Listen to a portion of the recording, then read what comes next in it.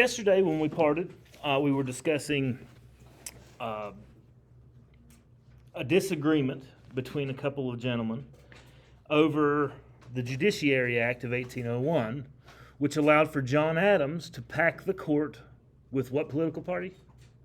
Federalists, all right? So we're talking, several new judges and justices appointed to the federal court level on his last day in office. Those judges, by the way, are now referred to as the midnight judges. That's what they were called, because literally it was like 9 o'clock at night when they were signed in. So one of those judges' name was William Marbury, whom President Adams appointed to be the Justice of the Peace for the District of Columbia.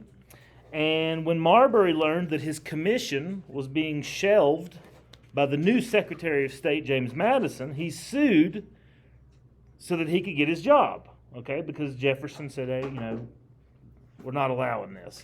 And the person who's supposed to deliver the commission was the Secretary of State, James Madison.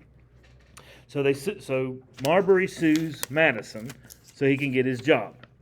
All right, so ultimately this case goes all the way to the Supreme Court. Who is the Chief Justice of the Supreme Court? John Marshall. John Marshall, as in Go Herd, Marshall University, named after him. He's the first ever Chief Justice of the Supreme Court. And he is a member of one of those political parties. Which political party? He is a Federalist. Now, what we know about Federalists in terms of the power of the federal government, what do we know? Big, powerful federal government.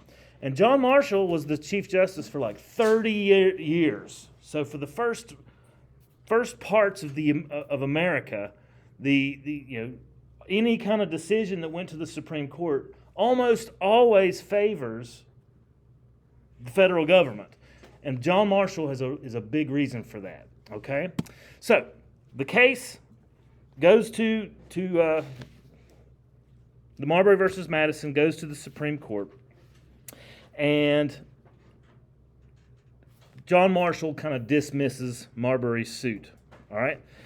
In doing this, a controversy ensues over the Supreme Court's ability to determine the meaning of the Constitution. Because nowhere in the Constitution does it really say that. But when John Marshall and his court rule on Marbury versus Madison, it sets a precedent. A precedent. You guys know, and we all know what the word precedent means, right? Something that happens that has implications for the future. And the precedent that gets set by John Marshall in the case Marbury versus Madison is now one of America's defining principles called judicial review. Judicial review. Basically, what judicial review is, it is that the Supreme Court has the last word on the question of constitutionality.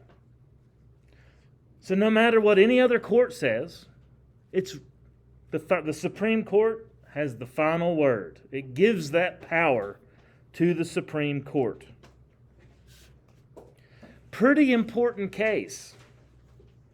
It almost acts like an amendment to the Constitution, because now the Supreme Court has the authority to determine laws, acts of the president, to be unconstitutional.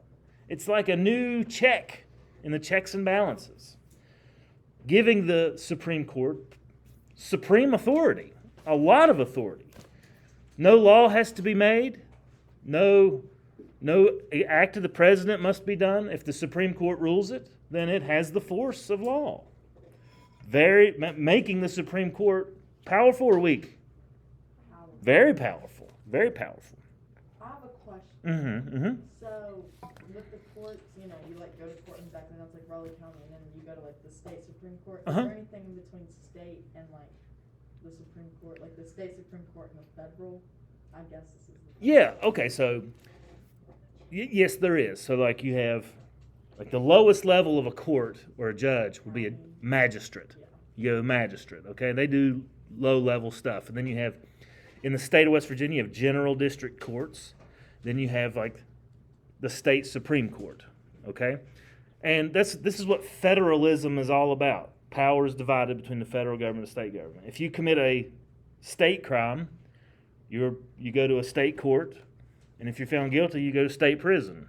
Just like if you commit a federal crime, you go to a federal court, and you go to federal prison if you're found guilty, okay? And then at the within the state, there's all kinds of different courts. There's like divorce court. I think it's called Juvenile and Family Relations District Court. There's like mental health courts. There's all kinds of courts, okay? And then at the federal level, you have, like you guys watch Law and Order. You know, you get the courts of like the federal, like circuit courts, and then Court of Appeals, and then at the very top is the Supreme Court, which is the Supreme Court, the most powerful court in all the land. Okay, does that make sense? So if I commit not a federal crime, a state crime, then I can't appeal my case to the Supreme Court. All right. Appeals can only go up. Yeah. All right. So if you commit a state crime, it would go to the state Supreme Court. Okay. Does that make sense? Yeah. Okay. Something else I was going to say. It left my mind. All right. When you guys take AP Gov, you'll learn all about how the court and judicial system works. And it'll be fun. We do it in a fun way. Okay. Questions on judicial review and how Marbury versus Madison leads to its creation. Marbury versus Madison, important? Wildly important. Okay. It's one of the first most important Supreme Court cases because it actually gives power to the Supreme Court. All right. Okay. Now I want to get back to my buddy TJ. Now he's consistently inconsistent. All right. How do you think Thomas Jefferson would feel about a law that says we're going to increase the size of the United States military? Why wouldn't he like it? That's right. In fact, not only would he not like it, he would be fearful of a big military or a stronger. Why? Because tyrants can use the military to trample on people's rights, just like the British did. Okay? So, whenever it comes to Thomas Jefferson using the United States military, do you think he would advocate, yeah, let's use it and make it? No, he would be like, hey, let's have just enough to defend ourselves and that's it. Okay? So what do you think he does? He makes it bigger. Because he's consistently inconsistent. So let's see how this happens, okay? When Thomas Jefferson first takes over as president, one of his first actions, aside from the midnight judges, was to reduce the size of the United States military to really just a mere police force. We're talking 2,500 people in the entire United States military is what he reduces it to. Is that a big military? I think the West Virginia National Guard has way more than that. But the entire size of the United States military, Army, Navy, Marines, 2,500 people when Thomas Jefferson took presidency. Critics of Thomas Jefferson called him a penny pincher, like he's risking our freedom to save some money. But Jefferson stayed reluctant to invest in soldiers and ships. And it wasn't so much his idea about penny pinching. He did not like the idea of having a big military. After all the bloody wars and entangling alliances that had happened in Europe, he believes that the United States could set an example for the world. Hey, let's all reduce the size of our militaries, and we'll be less likely to use them. He believes in this thing, it's called peaceful coercion. Hey, let's all have small militaries. Now, and not to mention that he and the Democratic Republicans distrusted large standing armies as invitations to dictatorship. Like, hey, I could be a powerful general and take control of this army and just go from state to state and conquer, just like historically has happened hundreds of times. All right? So, Navies, however, he did not fear quite so much. Okay? I mean, what's the Navy going to do to somebody in where we live? I mean, we don't have an ocean near us. Okay? So, navies were less likely to march inland and endanger liberties. But still, farm-loving Jefferson saw little point in building a fleet that might only embroil our republic into European wars. But harsh realities force President Jefferson to act. And one of the things that forced him into action were pirates. Arr! You know where these pirates were located? The Barbary Coast. They're pirates, y'all. Our Barbary Coast. You guys know where the Barbary Coast is?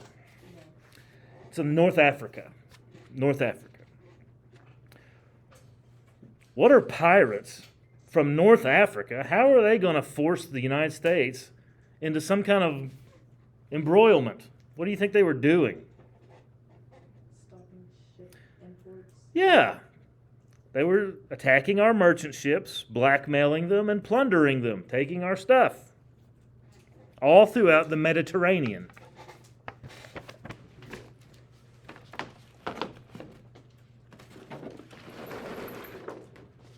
Okay. This is the Barbary Coast. It is on the coast of the Mediterranean, where Spain, Italy, Greece, Egypt, all of the, Israel, all of these places that have a lot of stuff Americans value, France, a lot of stuff here along the Mediterranean Sea. And these pirates, all they simply have to do is go right here through the Strait of Gibraltar, and it's a very narrow point. It's like not very wide at all at this strait. And that was the main access point to the entire Mediterranean, and so they could very easily attack American merchant vessels, plunder their stuff, and try to get blackmail out of them. So Thomas Jefferson is the president of the United States, and then the people turned to him for leadership, for guidance. Now, war across the Atlantic Ocean is not something that Thomas Jefferson had in mind. It is not part of his vision at all. But neither is having America get its butt kicked by a bunch of pirates.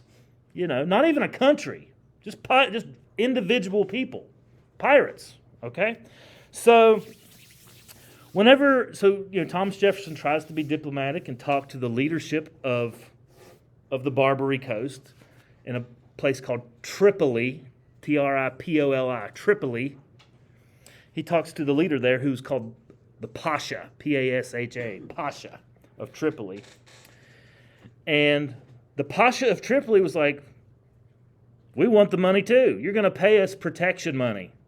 And instead of our pirates attacking your ships, because you're paying us protection money, we will guide your ships through the Mediterranean. You know what this sounds like to me? The mob. This is mafia mentality. Like, hey, I'm glad you opened the store here in the neighborhood. It'd be a shame if somebody threw a brick through that window.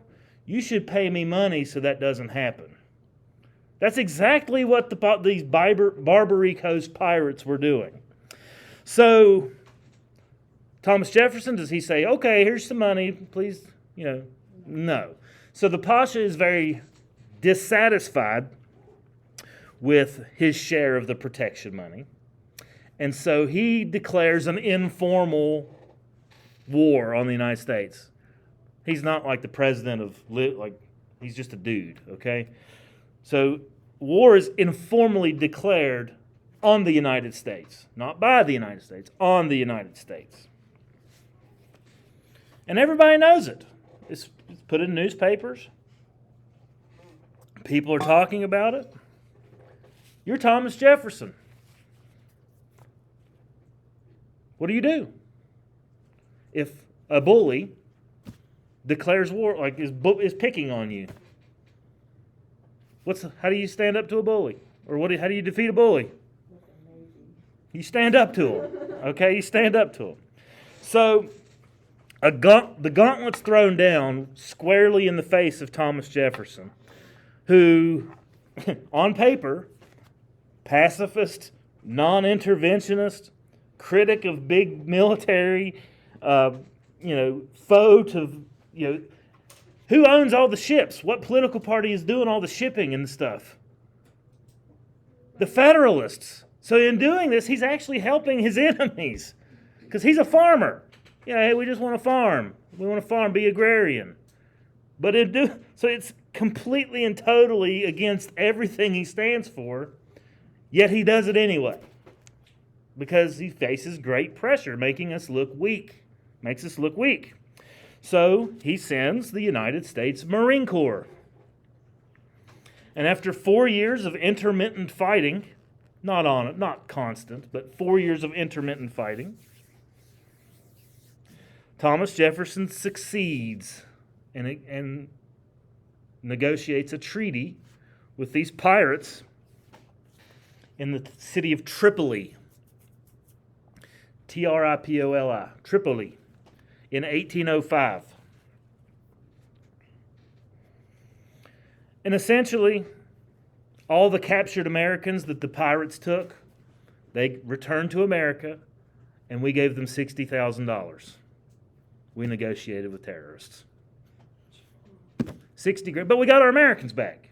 Hey, I'd hope the government would pay 60 grand for me if I was like a prisoner captured. Okay, they wouldn't though. Okay, so now have you guys ever heard the Marine Corps fight song? You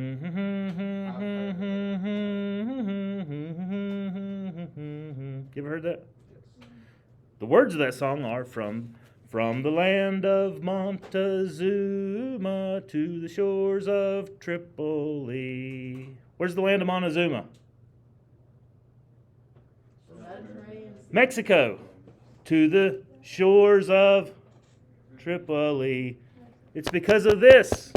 Okay? The land of Montezuma. Montezuma was a long time ago. He's an Aztec guy. Shores of Tripoli is because of Thomas Jefferson. That's where the Marine Corps fight song, the words are, okay? Who wrote that? I don't know who wrote it. It's I'm sure you could do a whole lot better. All right, so the boats in which that Thomas Jefferson had built, he's not going to build these massive gunboats out of fear. So he built a lot of little tiny boats during this battle with the pirates. And they were called Jeffs for short. Like they nicknamed them Jeffs after Thomas Jefferson. And they were very fast, very maneuverable, but they were also very frail. And he ordered like 200 of these little tiny Jeffs built. They called it the Mosquito Fleet.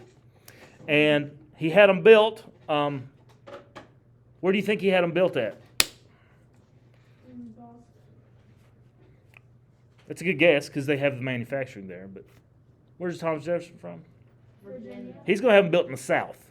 And so he has this boat building factory constructed in the South in Savannah, Georgia. But as you probably know, in the autumn, what can sometimes happen along the coast of the South? Hurricanes. And a massive hurricane struck Savannah during the construction of these boats and deposited these tiny boats 8 miles inland. And you know what the Federalists said about Thomas Jefferson? They said Thomas Jefferson built the best navy in the world on land.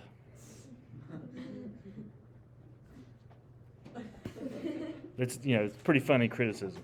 Best navy in the world on land. These men were so mean to each other. Oh yeah. Funny. Yeah, it's no different today. It's no different It's today. just when Not they as were being clever mean to each today. other, they had a little bit of like they giggle a little. So people- Yeah, I mean it's tongue in cheek a little bit, but also at the same time they're trying to gain political advantage over each other, just like today. Okay, all right. So questions on Thomas Jefferson being consistently inconsistent about using the military. All right. When Thomas Jefferson was president, who was the leader of France? Napoleon Bonaparte. Napoleon Bonaparte. What a handsome guy. All 5'2" of him. Okay. What was he doing when Thomas Jefferson was being elected and John Adams was, toward the end of John Adams' presidency? What was Napoleon doing in Europe? Conquering it. And he was doing a very good job. And one of the places is an older empire that was pretty much on the brink of collapse, and that was Spain. Did Spain have any territory left in the New World? Teachers, we need the following students to the office, please, for just a second. Briley Asbury, Lola Beach Pittman, Caden Belcher, Sierra Cadle, Shay Chester, Ashton Collins, Ariana Hill, Ryan Johns, Danielle Jones, Jaden Jones, Alyssa Kiblinger, Lana Lilly, Hayden McClearty, Kimber McKinney, Zoe Milam, Luke Murphy, Madeline Nelson, Abby and Allie O'Neill, Jaden Patton, Kira Richards, Kaylin Rose, Rachel Roselle, Presley Sipes, Zoe Thomas, and Presley Walls. This would be perfect attendance. He said it sounds like perfect attendance. Those are all good kids. All right, so, okay, now this guys, what I'm going to tell you about now is the Louisiana Purchase. Now, I'm not going to give you the 5th grade version. I'm going to give you the grown-up version, okay? So you got to really pay attention. All right. Napoleon was conquering throughout Europe, including Spain, which did still have possessions in North America. Like where? Parts of Florida. Where else? Yeah. Along the Mississippi River. Okay. Do you remember Jay's Treaty? Yes. Okay. What happened as a result of Jay's Treaty? What was one of the things that happened? That's right. Spain saw, hey, America's getting involved. We need to get America on our side. And so Spain creates a treaty with us too called Pinckney's Treaty, which does what, Taryn? You just gives us access to the Mississippi River and allows us to use warehouses in the city of New Orleans for storing stuff for transport. Very favorable. We give them nothing in return. Okay? Now, under Napoleon is conquering all over Europe. All right? And Spain is in Europe, and Spain is no different. What happens to our treaty and everything and all the things that Spain owns when they are conquered by Napoleon? It belongs to France now. Napoleon. It belongs to Napoleon. One man. He's the dictator. Okay? So, when that happens, America begins to grow fearful that Pinckney's Treaty, that gives us access to the Mississippi River and warehouse privileges, is going to be threatened. Do we need the Mississippi River? Yeah. It had become vital to the economy of America. Absolutely essential. You know, those frontier farmers who were floating their produce down the Mississippi, where down to New Orleans where they awaited ocean-going vessels, it was the lifeblood of those frontier farmers. And whenever France threatens that, a roar of anger rolls up throughout the tributaries and the valleys of the Mississippi, and a lot of Americans went to New Orleans, rifles in hand, ready to fight. And had they done so, that would have probably been bad news. So, whose job is it to handle foreign affairs? The federal government, and the leader of that is Thomas Jefferson.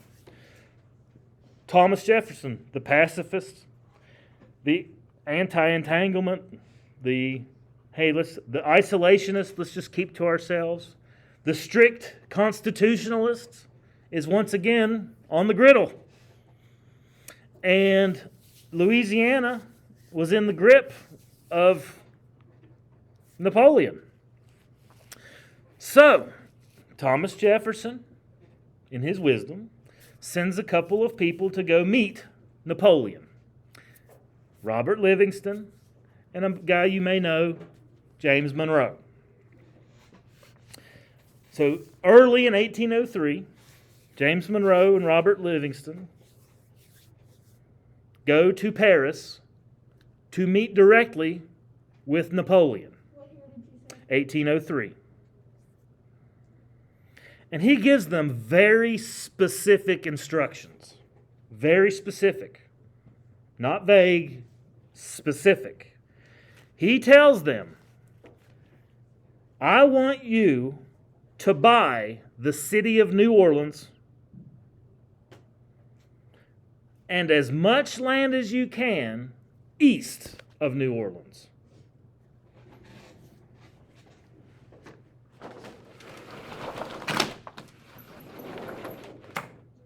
So, he tells them to buy this and as much land this way. So at maximum, this much land. Okay? He then tells them, that's what you can buy. And then he says, I authorize you to spend $10 million. You get $10 million bucks. If you can get a better deal, awesome. 10 million's the max.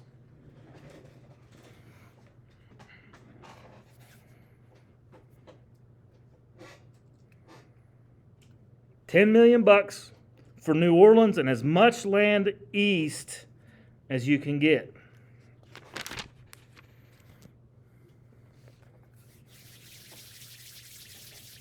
Much to their surprise, Napoleon begins the negotiation by saying, hey, you want to buy it all? And they're like, yeah, we'll buy all New Orleans. He's like, no. Everything that Spain had is now mine. I don't need it anymore. You want to buy it all? How much is all? The whole, yeah. Wait, so Texas was in that? Yes.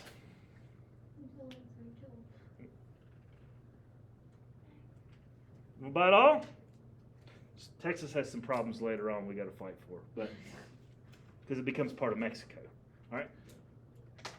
They're like, well, I don't know, man. I'm only allowed to buy this much, and I've only got 10 million bucks. Did they get that too? What do you mean that? That little part east, did they get that? Yeah, it's part of Louisiana. It's part of all of it? Mm-hmm. And he's like, well, how about instead of you buying this for 10 million, I sell you all of this for 15. Was Florida included? No, Well, when do we get Florida? the Adams-Onis Treaty of 1815. We're not there yet. You're Robert Livingston. You're James Monroe. You've been given very specific instructions by the President of the United States. You're allowed to spend $10 million to acquire New Orleans and as much land east.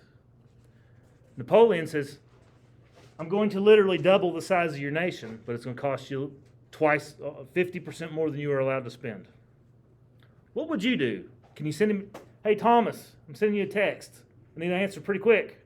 Because Napoleon, he's not a guy that likes to wait. He's a dictator. Get 'em. Where did they What would you do? Where they get them?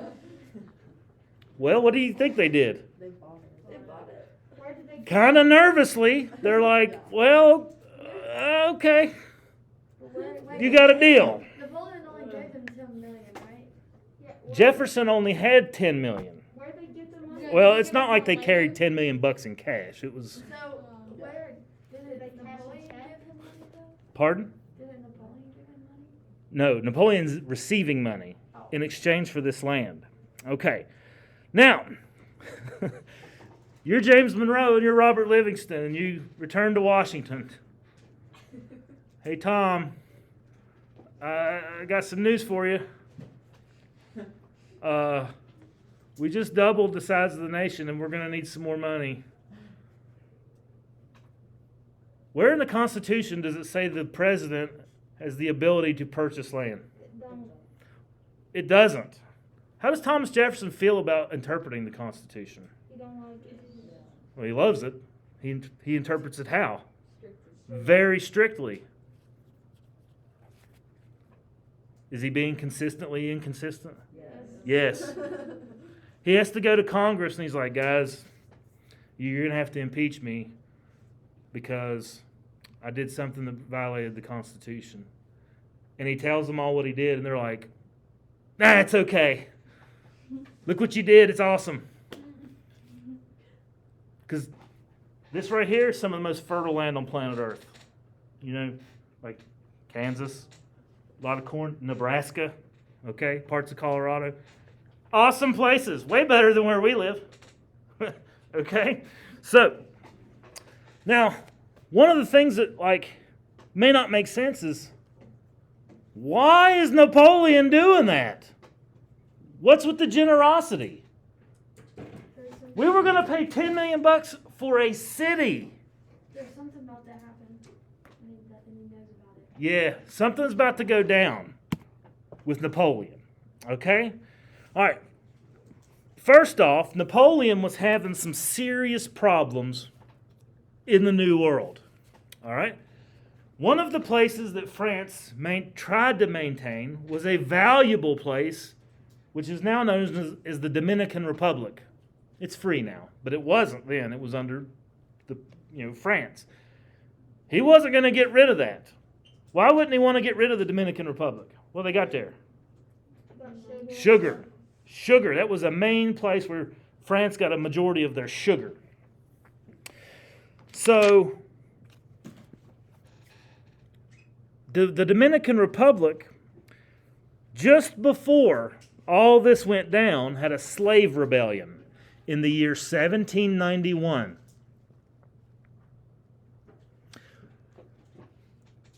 It wasn't called the Dominican Republic then. It was called Saint Domingue. It's French. Saint Dominic, Dominican Republic. Okay? Saint Domingue. Now, the leader of this slave rebellion in Saint Domingue in 1791 was this man. Anybody want to say his name? Toussaint Louverture. Toussaint Louverture. You have to pinch your nose when you say this. Toussaint Louverture. Very nasal French. Okay?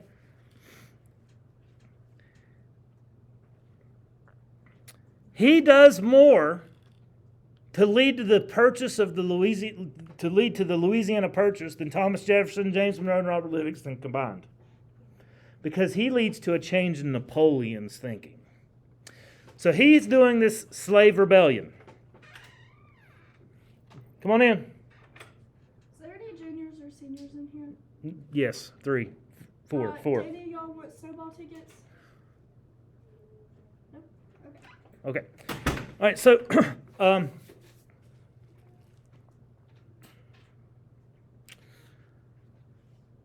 right, so at this time, the British had control of Saint Domingue in 1791. When France declared that slavery is no longer legal in their empire, in 1791, that's when France did that. He then allies himself with the French government.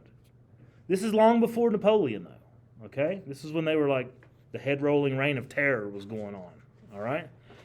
So when France abolishes slavery, Toussaint Louverture had literally overtaken the island of Saint Domingue, and he becomes kind of like the governor of that colony because he pushes out all the British and owes his allegiance to the French. Then Napoleon enters the scene. And Napoleon is not about to allow someone, especially someone that looks like Toussaint Louverture, to have authority. So he sends French troops to Saint Domingue. And they try to establish control over the island. And Toussaint Louverture is like, no, I've had a taste of freedom. I've had a taste of power. I'm going to keep this island for myself. Which then ensues a war between French troops and Toussaint Louverture's, rebels. And this was a violent, bloody war that cost Napoleon a lot of soldiers. Now, what's Napoleon's ultimate goal at first? What's he got to do first? The big goal is to rule the world. But first, what does he want to do? Conquer where? Where he lives. Europe. He wants to conquer Europe first. And now he's having to divide his forces in the New World and in Europe. Okay? And it takes him a long time to fight this rebel, Toussaint Louverture. Costs him all kinds of troops, as it was, very difficult for French troops to survive on this island, whether it's malaria and mosquitoes and disease. And his soldiers didn't die of like gunshot wounds. They're dying of disease. Like 5 to 1 from violence. For every 5 soldiers that die, 4 of them are like dying of disease. Okay? Yellow fever, all that. Okay? So, so Napoleon's like, this new world is causing me nothing but problems. I just need to it's taking too much of my attention, it's taking too much of my resources, and I ain't even going to worry about it. In fact, everything that I can get out of it, I'm going to get. So when the ambassadors from America arrive several years later, and they're like, hey, we'd like to buy some land. He's like, you know what? I need cash. Because I'm running low on cash. I'm trying to conquer the world. I'm about to invade Russia. I need money. How about $15 million for all this land? That is why he's doing it. It's not like he's doing it out of the kindness of his heart. He's not, yay, Americans, I love you, let me give you a gift. No. That's not Napoleon, okay? This guy is a dictator who is self-interested and doing things to help himself. He wants money. So, when out of the blue clear sky at these negotiations, when Monroe is asked how much he would give for all of Louisiana, and he doesn't really know, and they end up negotiating it for $15 million, that's kind of a big deal. Take my circles a little bit off that I drew on the map, because that's actually what we purchased. We do get Texas eventually. I just got carried away with the excitement of the Louisiana purchase. All right. But as you can see, that is a massive territory that we gain. Massive. It doubles the size of the United States, pretty much. So, once again, Jefferson has to wrestle with his strict constitutional interpretation and his democratic visions, where his beloved Constitution was, it didn't say anywhere in the Constitution that he was allowed to negotiate for the purchase of any kind of land, in particularly attractive land that size. And, especially, what are we going to do with it? Because are there people living there? Yeah. Thousands of Indian, French, Spanish people. Thousands of them. Black inhabitants, free slaves that had escaped into the West. Lots of people lived there. And so that kind of foreshadows some more problems as to what we're going to do with this land. I mean, there were still places that weren't even states yet, like Mississippi, Alabama. Some of those places weren't even states at this time. It's still just territory. And now we're going to add to it? So it causes some future problems. But, while Jefferson says, hey, if you guys don't approve it, it's okay. It's unconstitutional. But there was enthusiastic public support for the Louisiana Purchase. Why? Good land. And what about the cost of this land? Cheap. Cheap land. Americans like that. And Americans then, now, and always will be land hungry. Teachers, pardon the interruption. At this time, we need all juniors who have not had their photo made. You need to make your way to the gymnasium. Once again, all juniors who have not had their picture made, you need to report to the gymnasium, please. And thank you.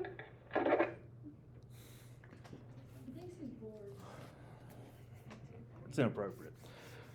All right, so this is about 828,000 square miles. Yes, 828,000 square miles. Purchased at about 3 cents an acre. 3 cents an acre. Good deal? I mean, Coal City, is that a very desirable place to live? No. You can't get land for 3 cents an acre there. How many miles did you say? 828,000 square miles. Massive tract of land. So, Jefferson's bargain with Napoleon is a big deal. Overnight, not only had he avoided a possible rupture with France, because why did he send people over there in the first place? Because people were like marching to New Orleans getting ready to kill a bunch of French people because we thought they were going to deny us access. So not only does he avoid potential war with France and consequently any kind of entanglements with England, but with the stroke of a pen, he acquires the richest river valley in the world and further lays the foundations of America to be a world global power within the next 150 years. What did Britain think about the reason? They didn't like it. They don't like America gaining any power. I mean, just think about it. Who is allegedly the most powerful nation in the world now? Us, China. Do you think China wants to see us more powerful? No. Do we want to see China more powerful? No. It's the same thing. It's a rivalry. They don't want to see someone else overtake them. Okay? I thought the Lewis and Clark expedition happened because of the Louisiana Purchase. Okay, but they went all the way to the West Coast and we didn't buy that. You're right. It does go all the way to the Pacific. But why not? You're already there. Yeah. You just got to follow the river. Okay. Mary Draper Ingalls can appreciate that. Okay, so I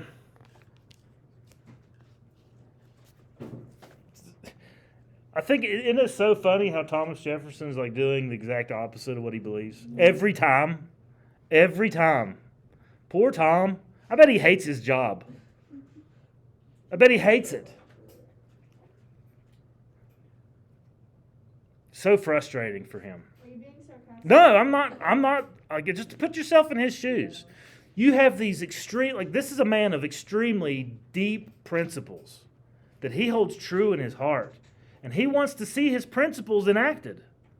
But circumstances just won't let it happen. Just won't let it. Imagine how frustrating that has to be. So, he's an isolationist guy, and here we are sending ambassadors all over the world and expanding our borders and having to deal with more and more outsiders. And he's just like, I just want to farm.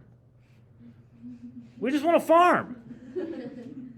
But he's like, and we're not done. He's got more stuff that he does that goes against what he believes. Consistently inconsistent. Okay? Now, we acquire this big tract of land. We got to go check it out, as Grace so notably pointed out. And so he picks a couple people.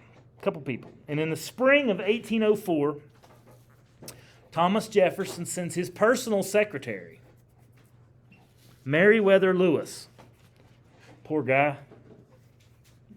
Named Meriwether.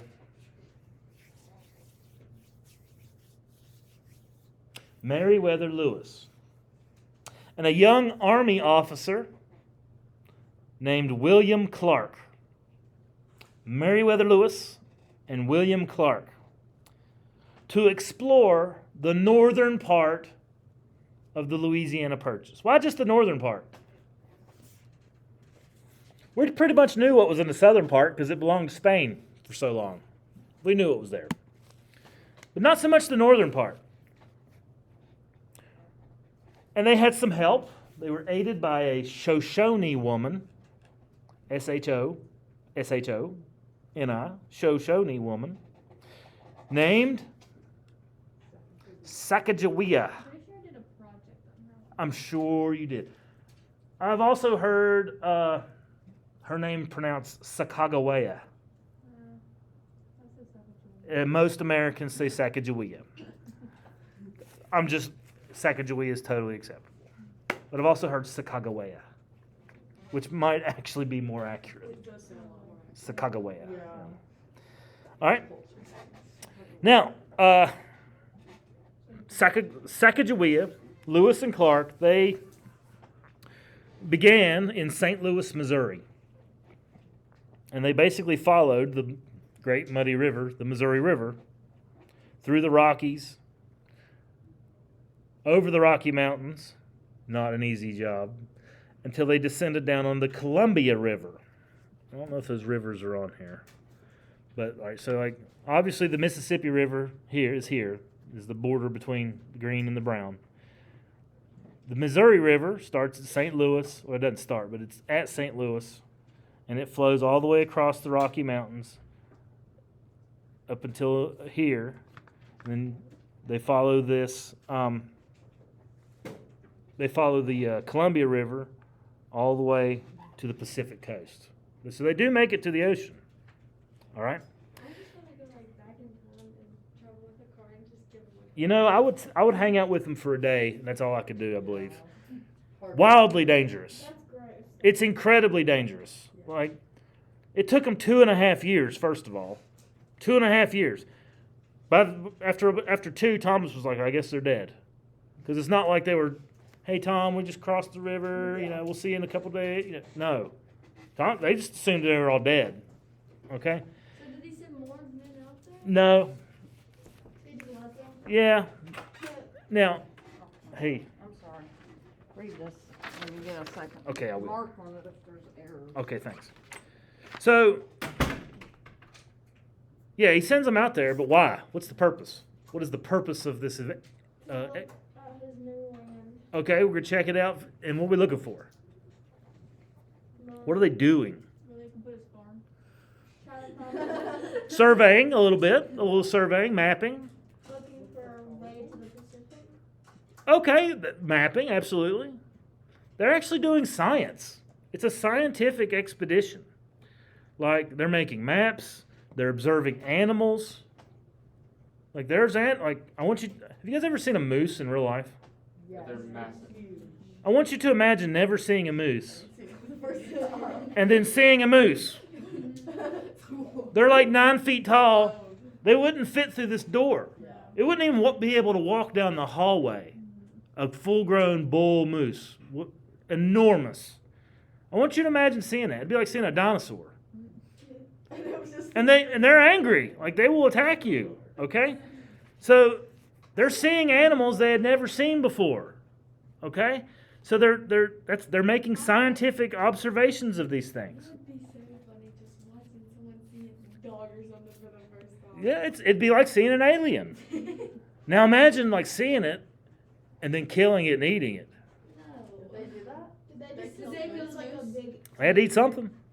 But they had, incredible adventures. If they haven't made a movie about it, they should, because it would be incredible. Like, first off, they started out like on the Great Plains where they see these enormous herds of elk and buffalo and deer and antelope. Old home on the range. Yeah. Boundless pastures of grassland. There's no trees in like Nebraska or Kansas. There's no trees. It's just grassland. Okay, so they were extremely lucky to come back alive because they didn't stay together the entire time. Like they would split off into different parts of the river to investigate and explore. And on one of these times, they split off in Montana.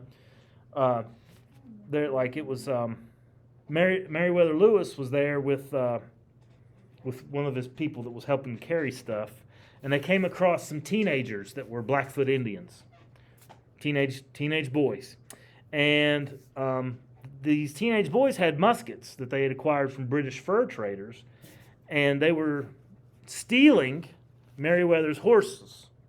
These teenagers were stealing his horses, and Meriwether Lewis shoots at them, and he shot one of them through the belly, and he's able to ride off. Where do you think he's going?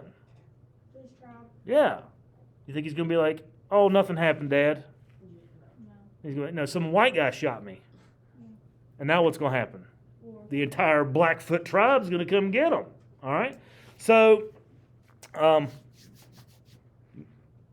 like, that led to some pretty hair-raising adventures of them trying to escape and hide their tracks and still all the while do scientific exploration and follow the objectives. So yeah, they actually caught up to him, and Meriwether Lewis writes in his journal about how when they were literally chasing after them and shooting, he could like feel the wind off the bullets zipping by his ears.